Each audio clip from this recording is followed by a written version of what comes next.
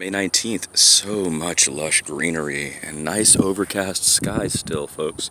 Not as much rain, but enough to keep some of these ponds still here. You can see those have dried up, as we discussed.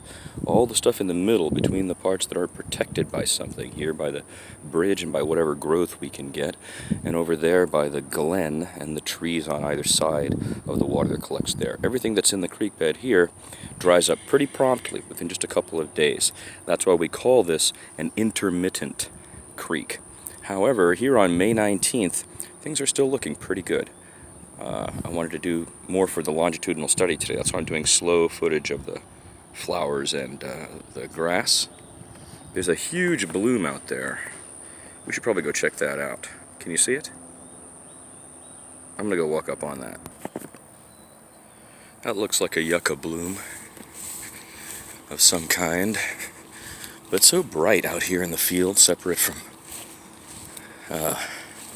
all the things around it, with that dark background of huisache and cedar and mesquite. It's a nice looking bush there. Well, there's a few growing right near it too. Yeah, sure enough, there's those yucca. Those could be Buckleys. That's a beaut. And they are all popping out right now. Look at that.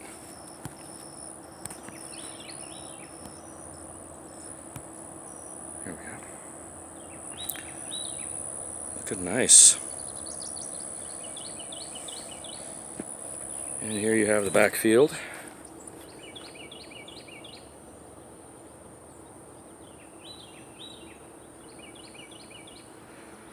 Let's walk back over to the bridge via the creek bed. See here the glen. Dezavala Road is just over there, and all that water's coming channeled down from the gravity of all those parking lots and being channeled into here. The glen does a couple of things. It does filter much of the garbage, but that's what's even more frightening about how much garbage gets in. But also it protects the water by shading it from the sun, which allows it not to dry up, but to be present year-round. That is also what gives us an intermittent spring.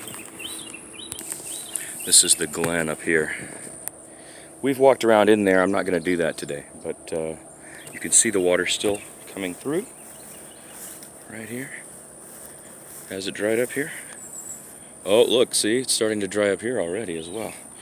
It did make a path underground at one point. Oh, but there's water there. Good. So it's going back there like that and still connected. This is where we had the catfish spawn go on a few years ago in August. That was pretty crazy. They had been forced in here by water from somewhere else, obviously. And you can see that at the top of the website. I put a video for that. It looks like this is starting to dry up here, but there's still some connection back there, so I think it's still going all the way through at this point. But not for much longer. The sun is going to come out soon, and that's going to be it. We're going to be saying goodbye to all these connected ponds. Then they'll just be left to dry based on how much shade they get after that. So that's really where we're at. This is actually where they spawned, in this particular pond. Right in that crevice, by that rock right there. That's where that happened. I'm scaring some deer off right now. They're not happy I'm in the creek bed. Let's walk down to the other side.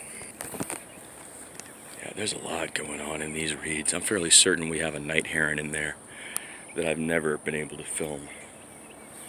But I've seen it as I've pulled in once or twice. Ooh, nice frog. That was a beaut right there. Now, all of that means our red stripes are in here too. Thamnophis proximus rubrilineatus, a species very unique to here, hunts all of that, so that's a good sign. Yeah, sure enough, the water dries up here. And now this is all dry, where I used to, last week, this was muddy, right?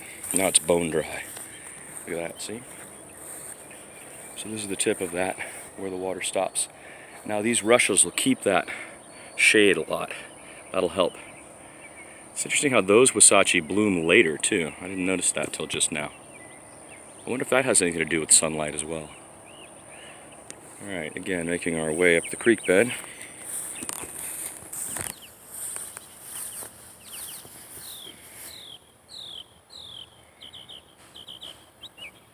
That's what we've come to in America. Shady companies advertising affordable health insurance. That's what we've come to. Yeah, so you can see the middle is all dry. Look at that. That heron's up there looking right now, I bet, for this situation. Right? I don't know if you can make him out, but that's what he's looking for. Alright, let's pop over to the other side. There's some big stuff moving down there when I come close. I can tell you that. Well, you hear it? Listen.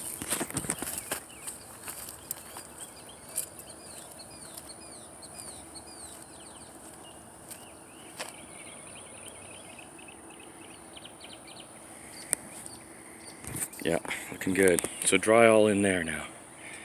And over here, how are our ponds doing? Oh, see the one under the Sylvia, Listen carefully. You ready? Listen carefully when we get over this thing.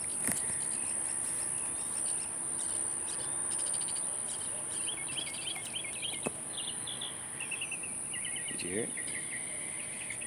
Yeah, a lot of them. Oh yeah, it's good news. Our little channel is dry already. We were hoping it might help. That one's still pretty good. That one's near gone. And that one's near gone. So just like that, in 2 days, you get an idea of what happens out here.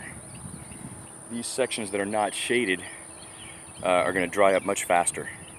And now we have just ponds. The one under the bridge I'm standing on, the one in the glen, and the one that are in the wood and protected by trees. And this is May 19th. I expect it to be not enough rain from here on out for any of this to grow. This is the Rocky Point Recharge Zone, RPRZ.org. That's RPRZ.org.